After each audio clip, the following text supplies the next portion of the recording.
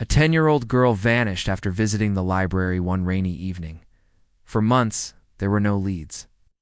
Then, a trail camera set up for wildlife footage captured something chilling, a herd of deer looking startled in the frame. And behind them, a barefoot figure matching the missing girl's size, walking alone in the dark woods.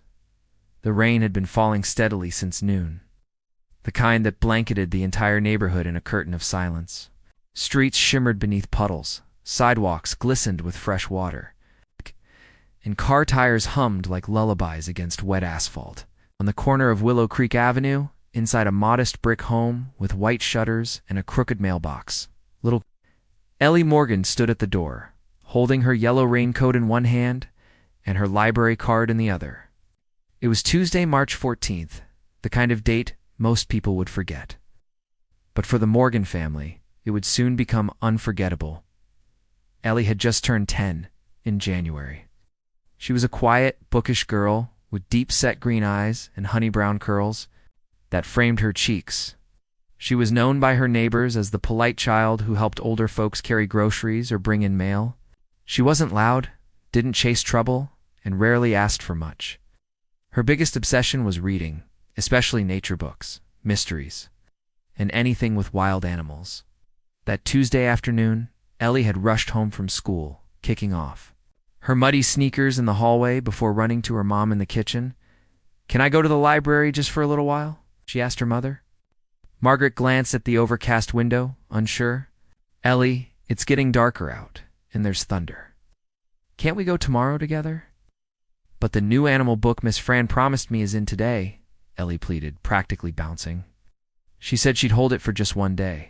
Margaret looked at her daughter's eager face and caved. "Okay, but just there and back? Straight, Ellie? You promise?"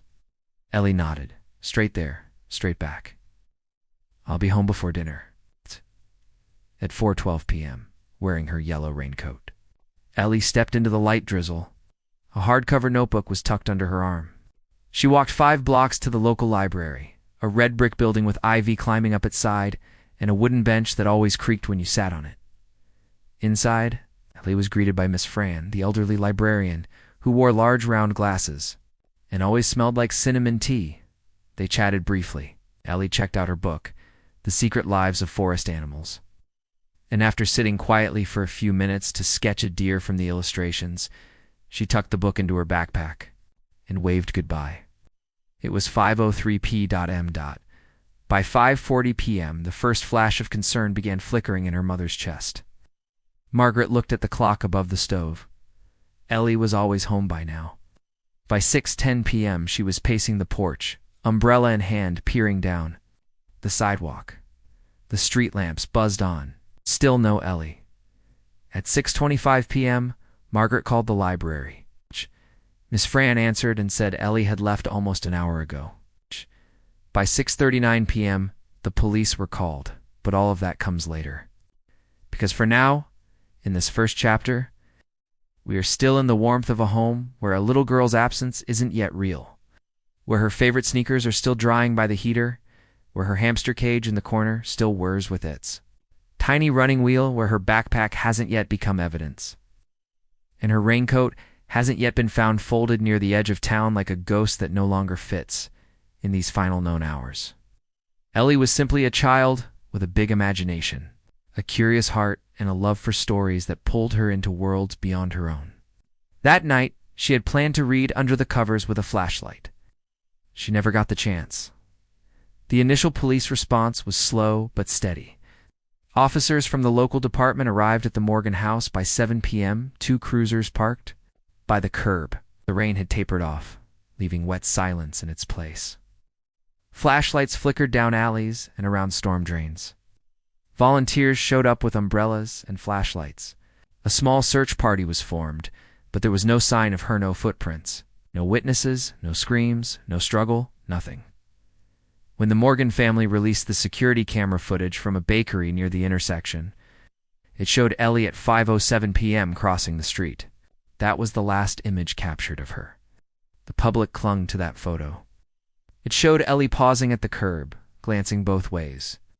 Her yellow raincoat gleamed in the low light, the backpack strapped tight across her shoulder. She looked calm, not afraid, not rushed, just a girl going home. Within 24 hours, flyers were printed and stapled to every tree in town. News stations began reporting the story. Margaret and her husband Daniel stood in front of microphones, begging for answers. Margaret's voice cracked when she said, "She didn't just vanish. Somebody knows something." But weeks passed, then a month, then two. No evidence, no leads, no sightings, no ransom calls. The story faded from the news cycle, swallowed by newer tragedies. And yet, within their home, Ellie's parents couldn't let go. They kept her room just as it was. Her toothbrush remained in its holder. Her book stayed on the shelf, and her hamster, whom Ellie had named Button, was now taken care of by her older brother Lucas, who was 17 and rarely spoke anymore. Lucas had stopped going to school. He spent his time walking the woods behind town, camera in hand, as if trying to find some trace of her, something the police had missed. He didn't believe she was dead, neither did Margaret. There was no body, no evidence, no closure, just a yellow raincoat that was later found near a wooded trail, folded neatly beneath a tree. That discovery reopened the police file briefly, but still, no one knew what happened next. Until the fall came, until the frost returned, till something strange appeared far from town, captured by accident by something not even meant for humans. But we're not there yet, because right now the Morgan family is still clinging to hope. And hope, even when fragile, is louder than silence.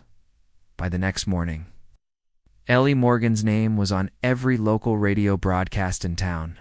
The anchor on KMRT read from the teleprompter with a practiced tone, "A 10-year-old girl. Ellie Morgan has gone missing in the Willow Creek area after leaving the public library Tuesday evening. She was last seen wearing a yellow raincoat. Anyone with information is urged to contact the Willow Creek Police Department." In the Morgan house, Margaret hadn't slept a second. She was still in the same clothes from the night before, pants, an oversized hoodie, and house slippers caked in mud from searching the backyard with a flashlight at midnight. Her hands trembled every time the phone rang. Daniel sat at the kitchen, table head bowed into his arms. Either had touched the tea Margaret had made and reheated twice. Their son Lucas sat near the back window, headphones on, flipping through his sister's sketchbook page after page of forest scenes. Foxes, owls, squirrels, deer, trees with long shadows. One drawing stood out, a figure of a girl in a yellow coat standing near a tree line. Lucas stared at it for a long time. By 9 a.m., officers had already retraced Ellie's known path from the library to home. They combed through surveillance footage from nearby shops, convenience stores, and traffic cameras. The last confirmed sighting remained the bakery footage. Ellie waiting at the corner in her yellow coat at 5:07 p.m., then nothing. Detectives searched storm drains, construction lots, even an abandoned storage unit 2 blocks from the route. No torn fabric, no dropped book, no broken umbrella, no sign of a struggle. "She should have been home by now," Margaret whispered over and over. "She should have been home by now." The lead investigator assigned was Detective Kara Ellison, 41, with short-cropped hair and dark under-eye circles that spoke of too many midnight crime scenes. She had a calm, focused demeanor and a habit of tapping her pen against her notepad as she listened. She'd handled missing persons cases before, but never a child this young, not in a town this small. Kara interviewed everyone: Miss Fran at the library, the bakery clerk, a bus driver who remembered seeing a yellow figure in his rearview mirror around 5:15 p.m. but couldn't say for sure. The theories began piling up. Maybe Ellie was lured into a car. Maybe she got spooked and ran into the woods. Maybe someone who knew the family took her. But there was no evidence to support anything, nothing left behind, just absence. And then, a few days later, the raincoat was found. A jogger named Amanda Lewis had been running through the Pine Bend Trail just outside town, a wooded, rarely used path that curved behind old farmland. She paused to tie her shoelace near an old cedar tree, and something yellow caught her eye, folded neatly under the brush, untouched by mud or damage. It was Ellie's raincoat. It wasn't torn. It wasn't buried. It was placed there. Margaret confirmed it instantly. It still had the small blue embroidered patch on the left sleeve. A squirrel Ellie had sewn on herself at summer camp. Detective Kara called for cadaver dogs. Search team of over 70 volunteers showed up, forming human chains through the forest. They found animal tracks, broken branches, a few wrappers, but nothing else. The dogs led them in circles. "Why would someone leave the coat?" one volunteer asked. "Because they want us to think something," Kara replied grimly. 2 weeks passed, then 3. Posters began curling in the rain. News trucks stopped showing up. Reporters turned to other stories. People still looked at Margaret with wide, pitiful eyes in the grocery store, but their voices softened to whispers as soon as she passed. The Morgans refused to take down Ellie's missing wall in their living room. It had maps, strings, pins, newspaper clippings, and a calendar with the last day she was seen circled in red. Lucas became obsessed. He downloaded terrain maps, bought an old hunting GPS off eBay, and began walking new routes alone every morning after sunrise. "Someone took her," he told Detective Kara during one visit. It wasn't a mistake. She didn't wander. Kara agreed quietly. The evidence, or lack of it, told her as much. This wasn't a lost child. This was a clean disappearance. She began expanding the search beyond Willow Creek. About a month in, a potential lead came in from a woman in the next town over, she claimed. She saw a girl in a yellow coat being pulled into a blue pickup truck near a gas station. The timing matched. CCTV footage confirmed a blue truck had fueled up there, but the plate number was unreadable. They traced over 400 blue pickups registered in a 60-mile radius. Every single one came up clean. Then came the animal control report. A local trapper had found footprints in a remote area behind Willow Creek High. Small feet, bare, no shoes. Police rushed to the site, hoping for DNA, but the rain had washed it all away. The footprints led nowhere. Kara returned to the trailhead where the coat had been found, this time with no search team. Just her flashlight, and a local tracker. Named Ron O'Leary. Ron was 63, semi-retired, and had spent decades reading woods like open books. He crouched over soil, examined broken twigs, stared up at trees. "She wasn't taken through here fast," he muttered. "Whoever did this, they came through here, wasn't rushing, staging." Kara asked, "Maybe, or maybe they brought her through another way?" He paused, then pointed toward a ridge further north. "There's an old hunter's path up there, not on maps. No one uses it anymore." They made a note. Ron said something else before they left.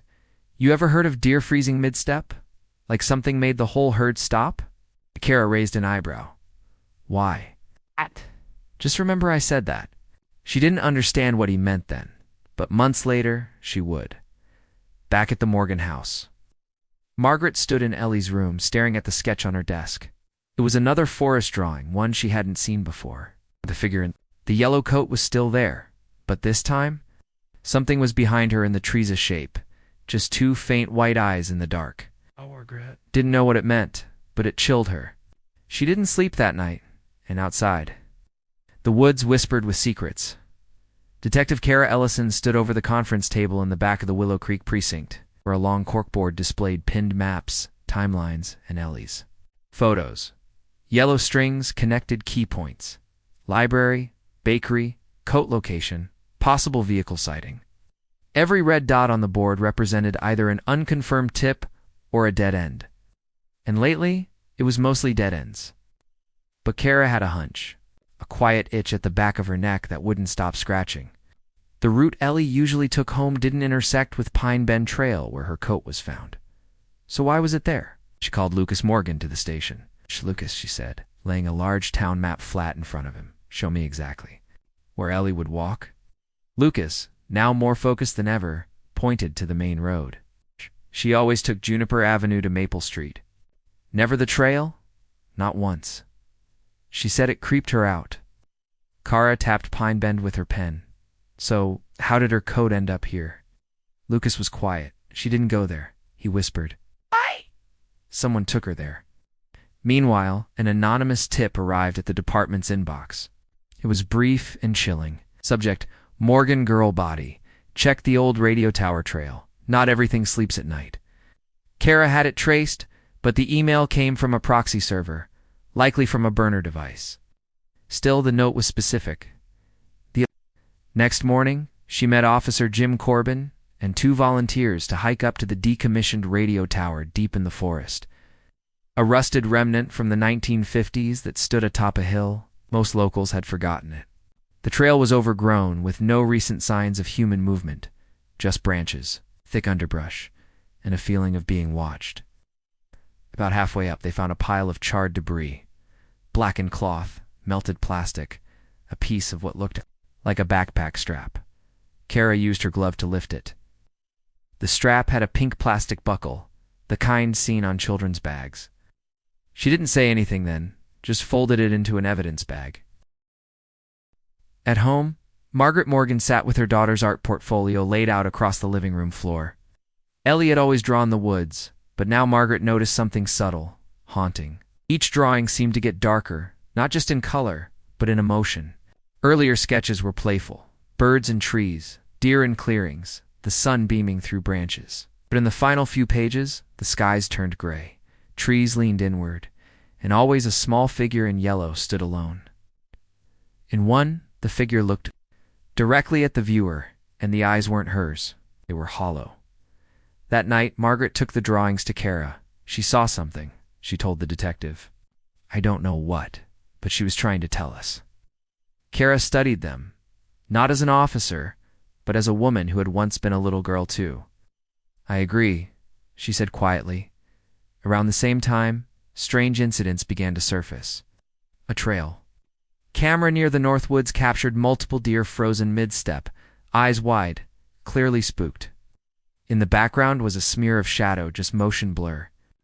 3 hunters reported hearing a girl singing late at night deep in the trees. None could pinpoint the direction, all 3 on different nights. One of them, a retired wildlife biologist named Ed Rafferty, told Kara it wasn't an echo. It was moving through the trees, but you didn't see anyone. He shook his head. Just sounded like someone was weaving through the forest, humming. Kara frowned. Do you remember the tune? He hesitated, then hummed a short, uneven melody. Margaret heard it later during a meeting with Kara. Her face turned pale. It's what she used to sing while brushing her hair. 2 months after Ellie vanished, the case officially became a statewide alert. FBI consultants were brought in, though quietly, as no federal crimes had yet been proven. Kara welcomed the help. Profiler they sent Special Agent Lynn Carver had a reputation for handling complex, emotionally charged disappearances. She had sharp eyes, a softer tone than Kara, and a habit of staring at silence until it spoke. After reviewing the case files and walking Ellie's last known path alone, she sat down with Kara in the precinct basement. She didn't wander. And this isn't a clean abduction, she said. This was personal, meaning she was chosen. Whoever did this knew her or had been watching her for a while. Kara leaned back. So, we're looking at someone local, almost certainly someone familiar with the woods, comfortable there? Then Lynn added something else, and if I'm right, the trail camera was never meant to see them. It was meant to see what followed them back. Kara didn't understand it at the time, but she remembered the phrasing. Back at the Morgan home, Lucas was doing his own digging. He had joined an online missing children's group. In one post, he found a disturbing thread. 4 cases where girls aged 9 to 12 had vanished over the past 6 years. In small towns within 150 miles of Willow Creek. Each had gone missing within walking distance of their homes. Each case went cold. In 2 of them, backpacks were found, clean, undamaged, placed gently on trails that weren't part of their routine, paths exactly like Ellie's coat. Lucas brought the printouts to Kara. This isn't new. Kara cross-checked the names. The similarities were too strong to ignore, but the question remained. Why no evidence?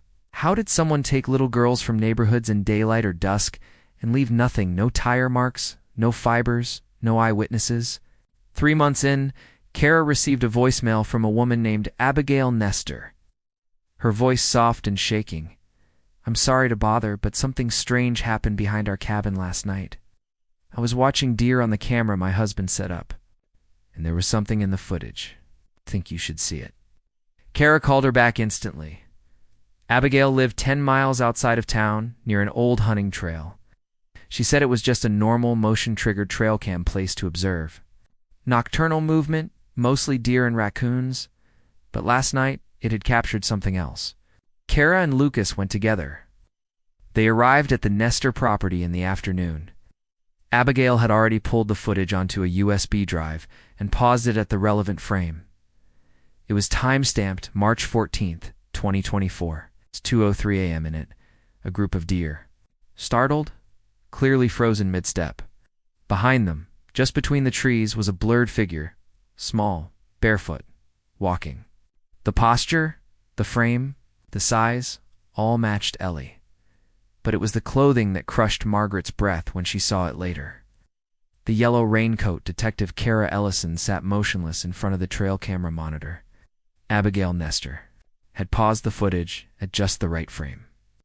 The one where the deer were mid-step, half-turned, ears alert, caught in that primal moment between calm and fear. Behind them stood a figure, small, thin, alone, and unmistakably wearing a yellow raincoat. Kara leaned closer. Enhance this. Lucas, seated beside her, was already tapping into the footage software. He sharpened the contrast, adjusted the brightness, and zoomed in carefully. The figure came into focus, not a blur anymore. It was a child, hair matted, feet bare. They sat in silence. The timestamp read March 14th, 2024, 2:03 a.m. Kara's first response wasn't excitement, it was caution. "This changes things," she said. "We now know she's been moved or has moved since the abduction, but this raises more questions than answers." Kara blinked, such as, where was she during those months? Why hasn't she escaped or screamed for help? And more importantly, Lynn paused. Who is she with? And why is she in that exact spot at that time? 50 feet from the deer trail, they found something, not a building, not a person, but a circle of stones, freshly arranged. 11 rocks in total, each one precisely placed, forming a perfect ring. In the center, a single flat piece of wood with a heart carved into it. "This wasn't made by accident," Kara said. Lucas knelt, running his fingers over the edge of the board. "This is handmade, like someone carved this here recently." "And Ellie used to carve hearts on everything," Margaret whispered. When she saw it later, even in the butter stick in the fridge. The discovery made national news. "Breakthrough in Ellie Morgan case," the headlines read. But despite renewed tips, nothing else surfaced until one morning.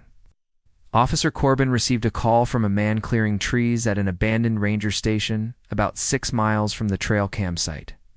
The worker had found something wedged under the porch floorboards, a crumpled sheet of paper, torn, water-stained, almost unreadable.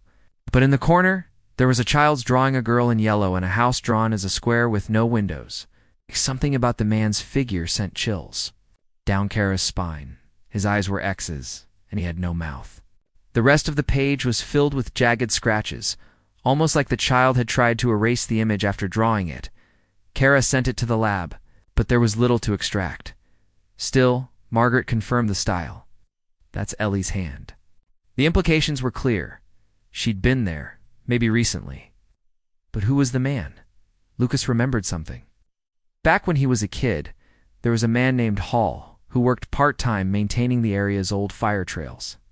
Everyone thought he was harmless, just off. Used to give kids carved wooden animals. Quiet type, never made trouble. Kara looked him up. Howard Hall, born 1961, lived in the area until 2019. No convictions. She cross-referenced him with old tax records. And there it was. A small plot of land, listed under his name, deeded in 1993, never sold, just left sitting idle near the northeast. Forest border, about 8 miles from where the trail cam footage was captured. They went in with a team.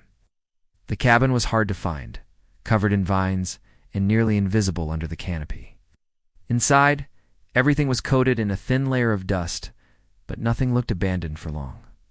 There were old clothes found in the back. Room, a small mattress, 2 bowls, a stuffed rabbit, and a yellow shoelace. Margaret broke down when she saw it. That's hers. Lynn examined the floor. No blood, no sign of a struggle. But there was something else. Beneath a pile of rugs, they found a trap door. A wooden ladder led down into a dugout crawl space, only about 4 feet tall. It was cold, damp, reeking of mildew and iron. In the far corner sat a small chair, child's chair. The walls had scratch marks. One side had tally marks, at least 24 of them 24 days or weeks. The evidence was mounting.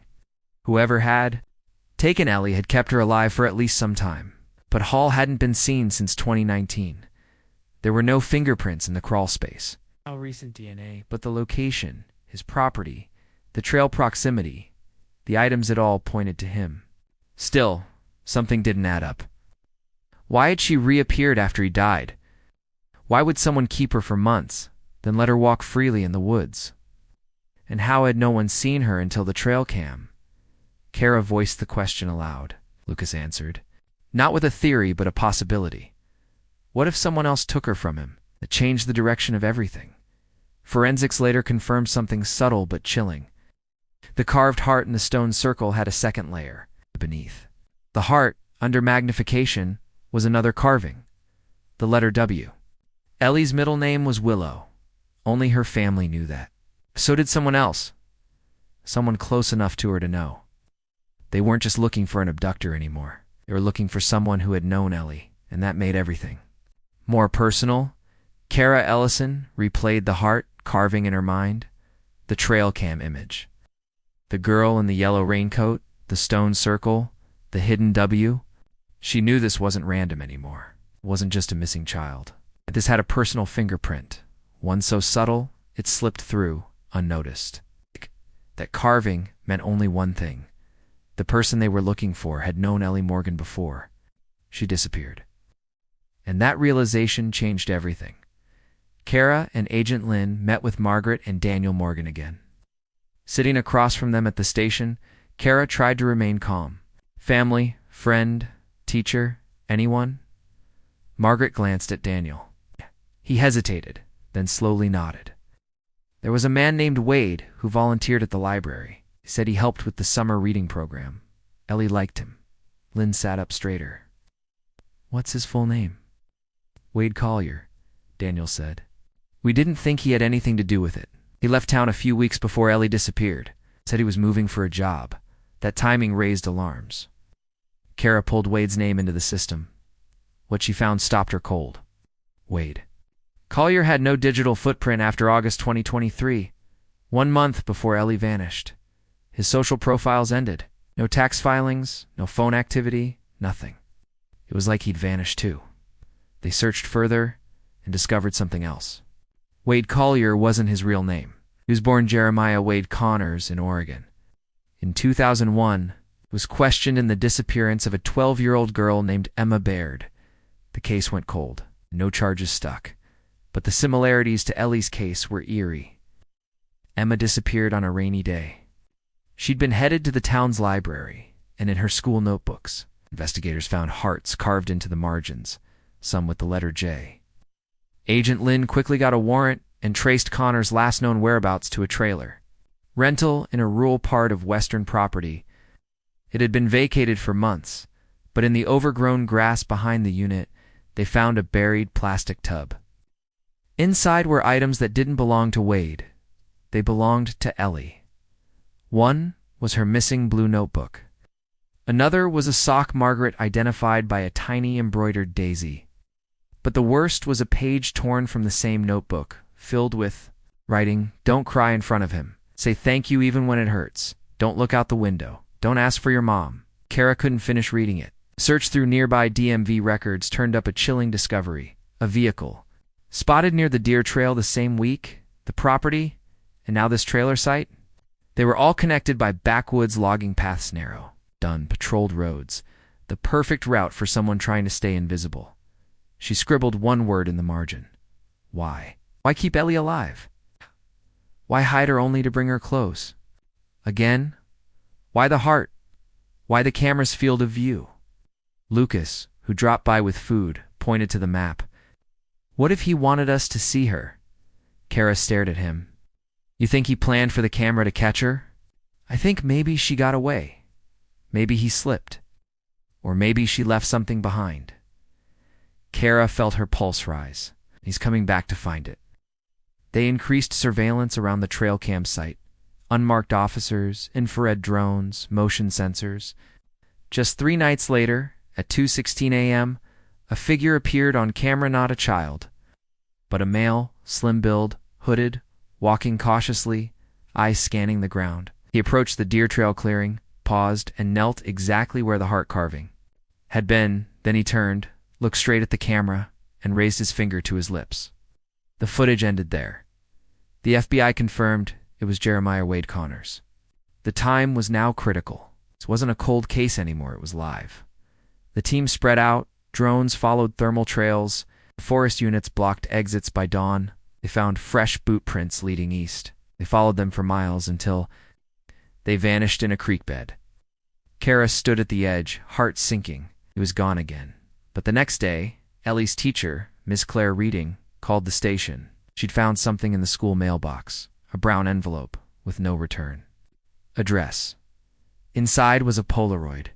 It showed Ellie alive, sitting on a makeshift bed, holding a small chalkboard that read, "I'm okay." There was a dog beside her. She looked thin but alert. There was one other thing in the picture, a newspaper folded in the background, dated March 18th, 2024, 2 days ago. This changed everything. The photo was real, with no manipulation markers, and the wall behind her, pine slats with a faint red paint smear, was recognizable to Lucas. It matched the interior of a trapper shack he'd seen 10 years earlier during a search and rescue operation. The shack was deep in the old-growth forest off-trail with no road access.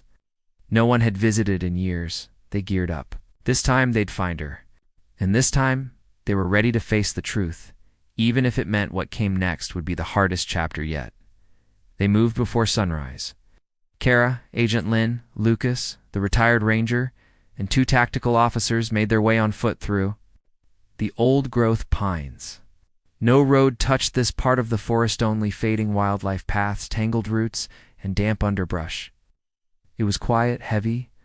Each step forward felt like peeling back a layer of years. The Polaroid still burned in Kara's mind. Ellie alive, holding a chalkboard. That faint smile, that weary stare. There was no guarantee she was still there, but they couldn't afford to wait. Lucas led the way. "I haven't seen this place since 2013, he whispered. "A trapper used to store pelts here. Had a stove, a cot, nothing else." The fog thinned as they crested the ridge. And then, there it was, tucked beneath tall firs, barely visible under moss and pine needles.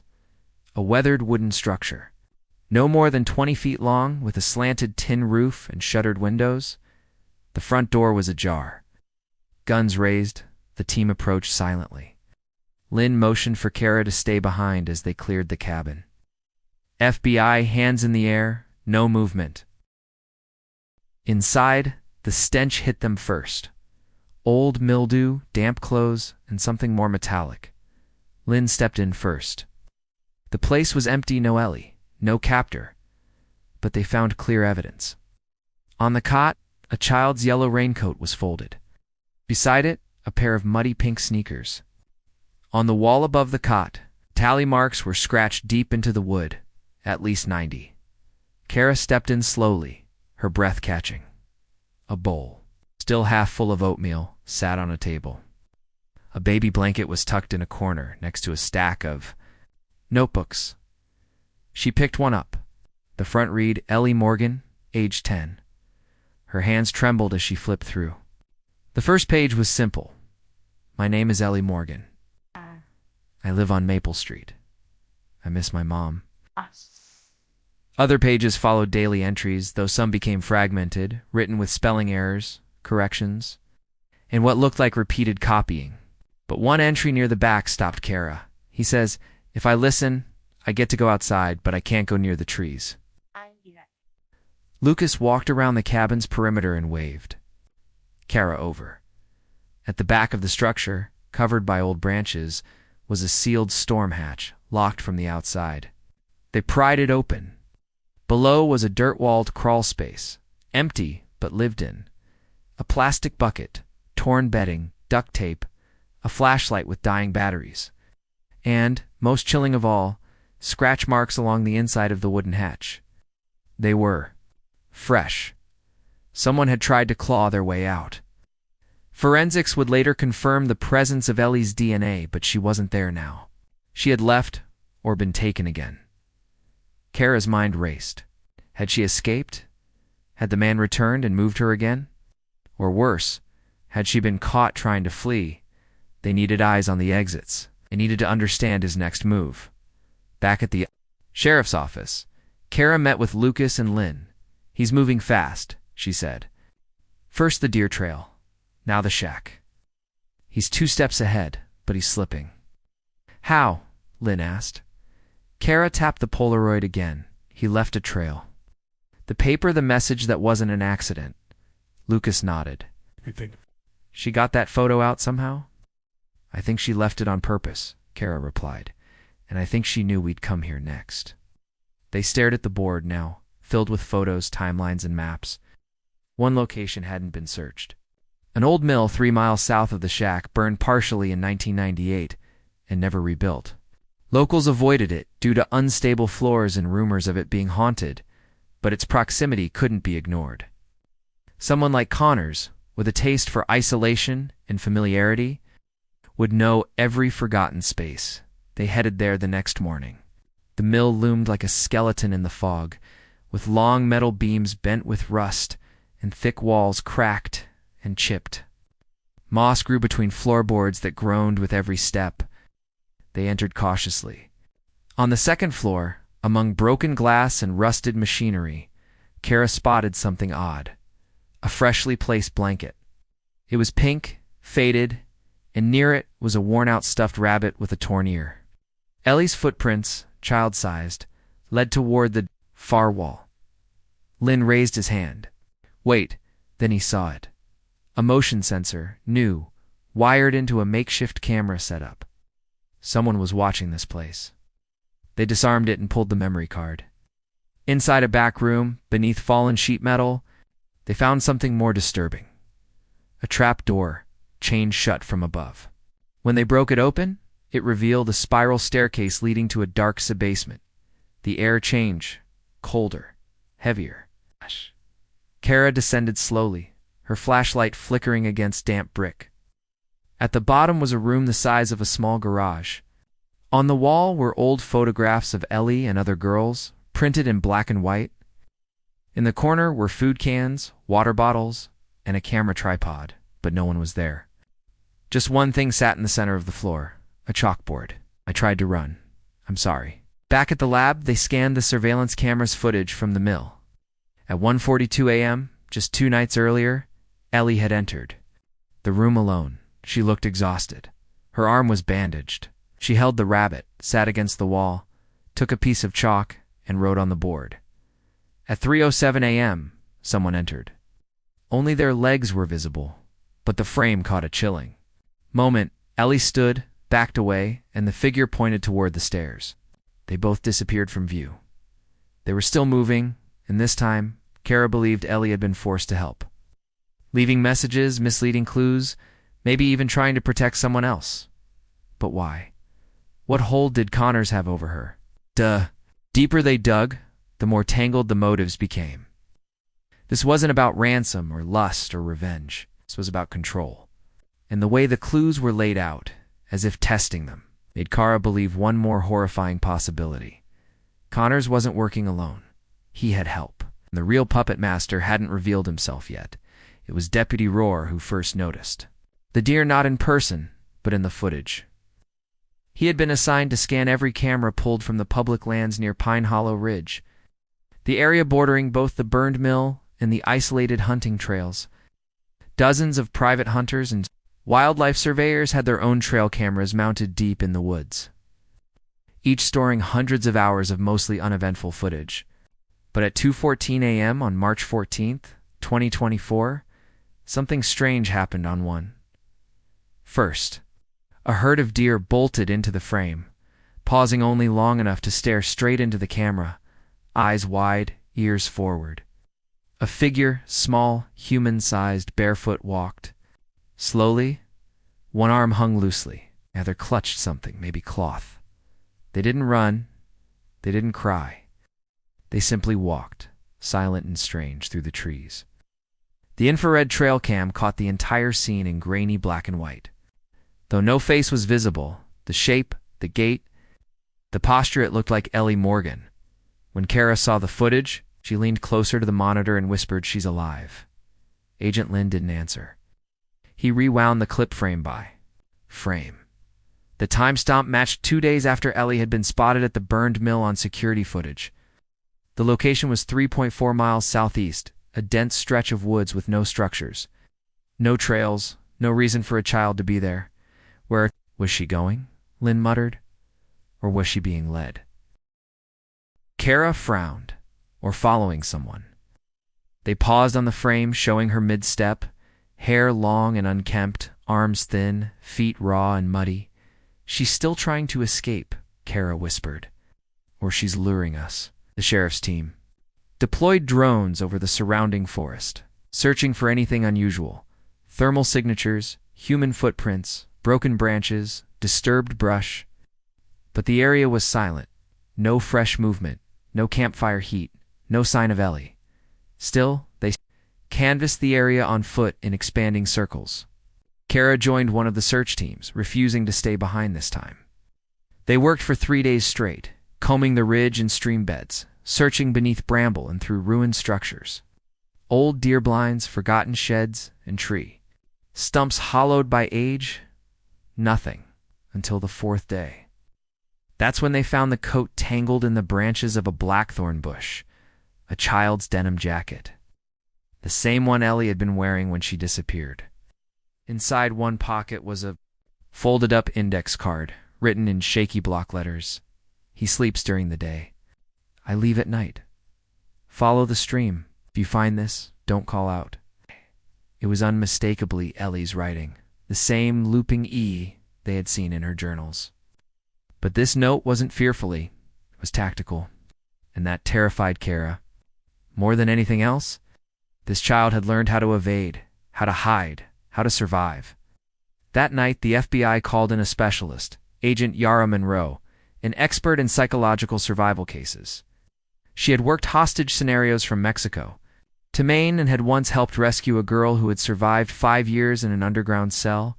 Monroe studied Ellie's writings, her Polaroids, the trap layouts in the mill, and the surveillance footage. "She's not just running.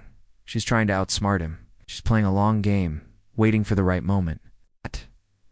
"Why leave?" "Clues?" Kara asked. "Why not scream? Signal? Run?" Monroe looked her straight in the eye. "Because she's not just afraid for herself." It was then that Kara saw the pattern. Every note, every item, every trailet wasn't scattered. It was orchestrated. In one place kept surfacing in small details. Scribbled map sketches, directional arrows, the words "dark roots" and "silent place." Lucas, the old ranger, was the one who made the connection. "There's an abandoned well house east of Devil's Bend," he said. "Locals call it the Black Root Cellar. Used to store spring water. Then someone tried to live there during the 80s, collapsed the lower chamber. We closed it off. Nobody's been there in years."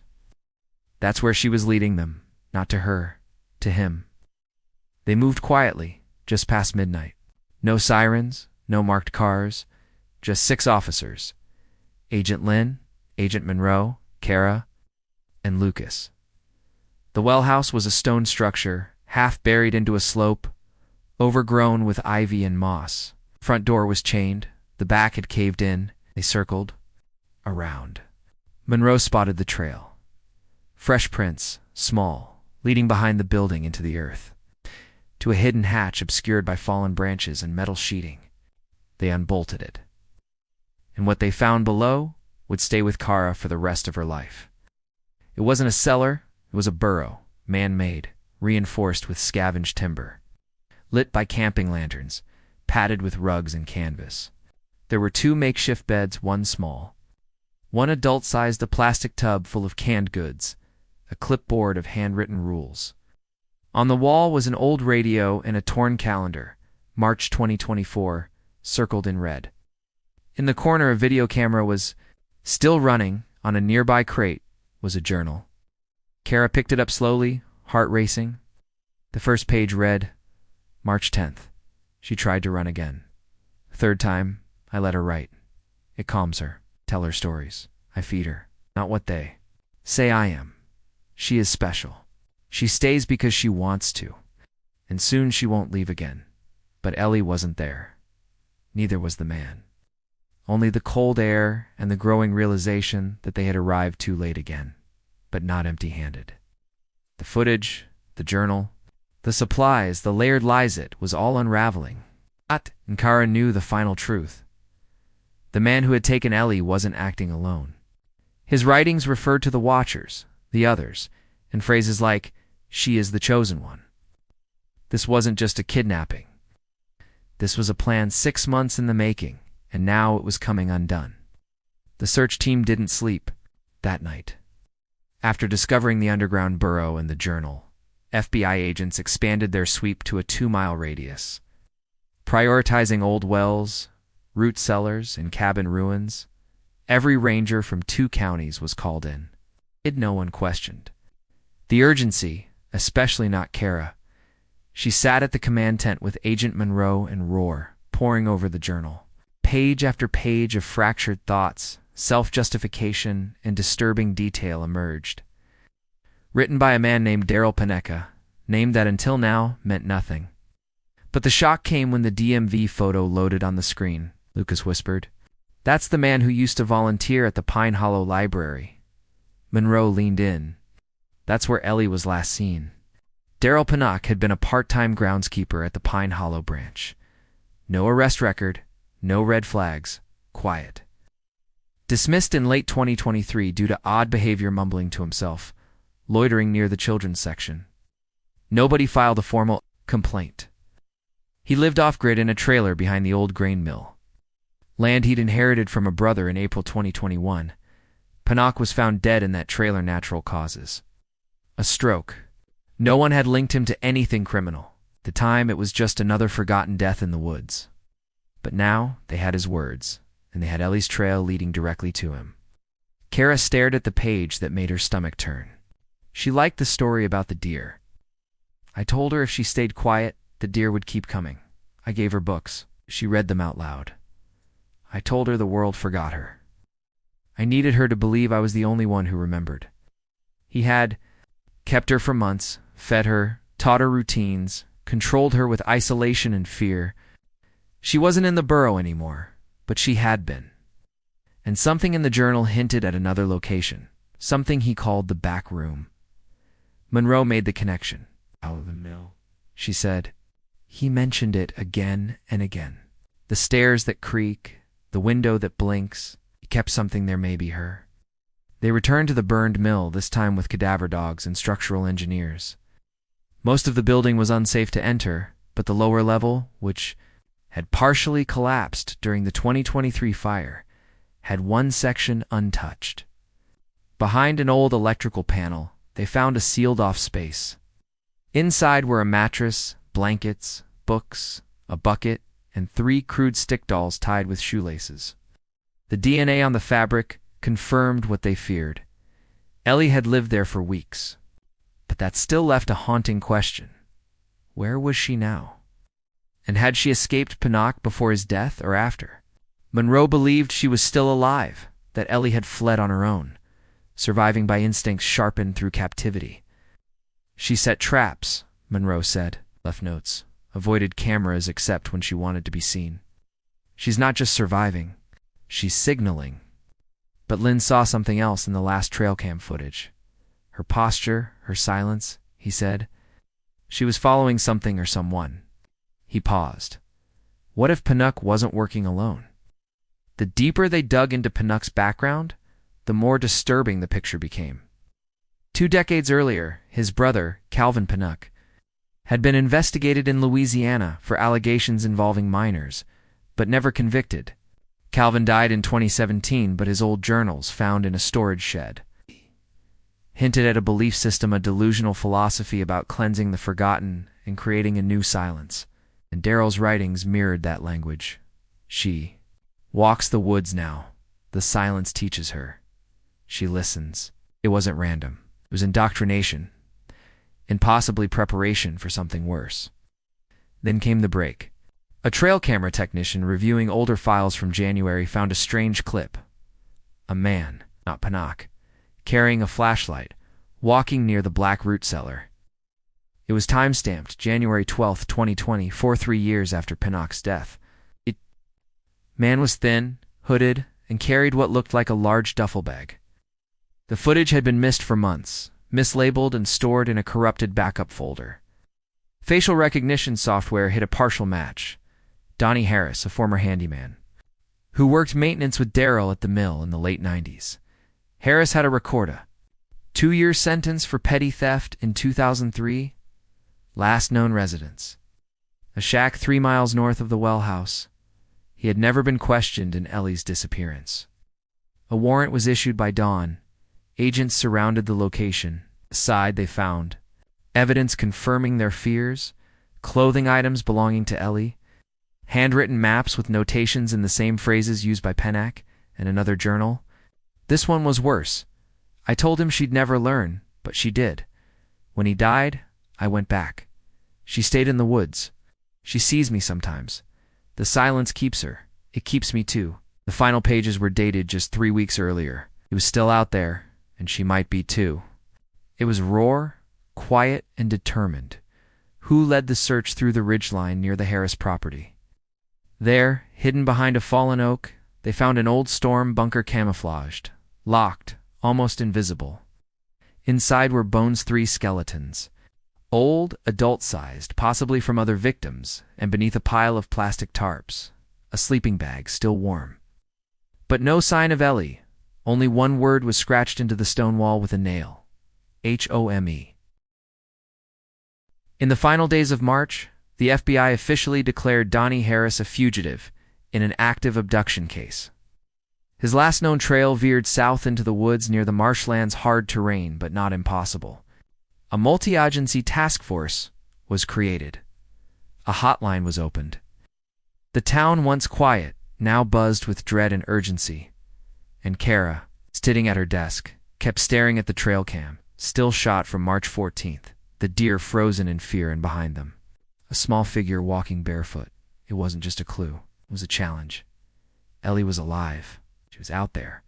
And she wanted to be found by someone who wouldn't give up. They found her 6 days later. She was curled beneath a collapsed shed near Hollow Creek, wrapped in a thermal blanket, gaunt, dirt-streaked, and silent. A dog walker had spotted movement in the thicket. At first they thought it was a wild animal, but then came the eyes watching. Waiting when deputies approached, Ellie didn't run. She held a stick in one hand and raised it like a warning nod of attack. But of boundaries she'd drawn in her own mind, the lead deputy. A woman in her 50s slowly knelt and offered her water. Ellie took it.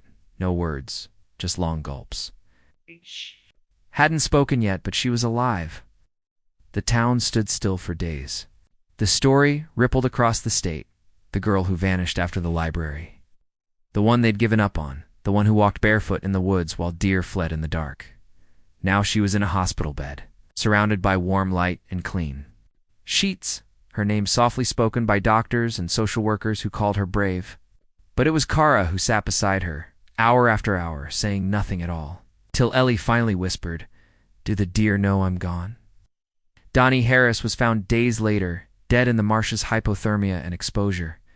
His body bore scratches, bite marks, and mud-packed wounds. They never got to ask him why, but they didn't need to.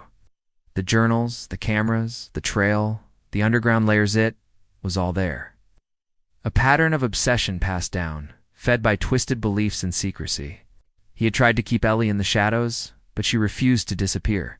She had waited, watched, learned, and when the moment came, she walked out of the dark.